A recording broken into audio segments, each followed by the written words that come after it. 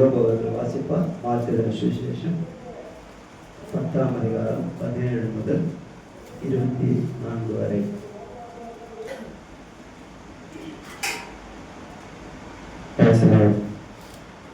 Mark சுவிசேஷம் 10ஆம் அதிகாரம் 17 முதல் 24 வரை வாசிக்கிறோம்.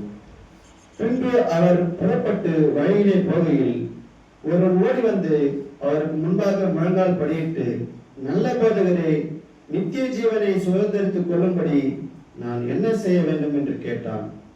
அதற்கு இயேசு, நீ என்னை நல்லவன் என்று சொல்வானே, தேவன் ஒருவர் தவிர நல்லவன் ஒருவரும் இல்லையே. விபச்சாரம் செய்யாதிருப்பாயாக, கொலை செய்யாதிருப்பாயாக, களவு செய்யாதிருப்பாயாக, பொய் சாட்சி சொல்லாதிருப்பாயாக, வஞ்சனை செய்யாதிருப்பாயாக, உன் தகப்பனையும் உன் தாயையும் கனம் பண்ணுவாயாக என்கிற கற்பனைகளை அறிந்திருக்கிறாயே என்றார்.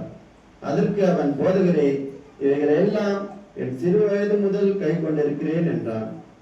இயேசு அவனை பார்த்து அவனிடத்தில் அன்பு கூர்ந்து, உன்னிடத்தில் ஒரு குறை உண்டு, நீ போய் உனக்கு உண்டானவை எல்லாம் விற்று தரித்திரருக்கு கொடு, அப்பொழுது பரலோகத்திலே உனக்கு பொக்கிஷம் உண்டாயிருக்கும். பின்பு சிலுவையை எடுத்துக்கொண்டு என்னை பின்பற்றி வா என்றார். அவன் மிகுந்த ஆசீர்வாதனாய் இருந்தபடியால் இந்த வார்த்தையை கேட்டு மனம் அடைந்து துக்கத்தோடு போய்விட்டான்.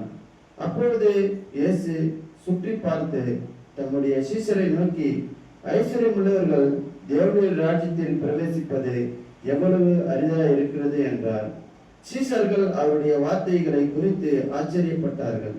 இயேசு பின்னும் அவர்களை நோக்கி, பிள்ளைகளே, ஐஸ்வர்யத்தின் மேல் நம்பிக்கை இருக்கிறவர்கள் தேவனுடைய ராஜ்யத்தில் பிரவேசிக்கிறது எவ்வளவு அரிதாக இருக்கிறது என்றார் என்பதே. அல்லேலூயா. Praise the Lord.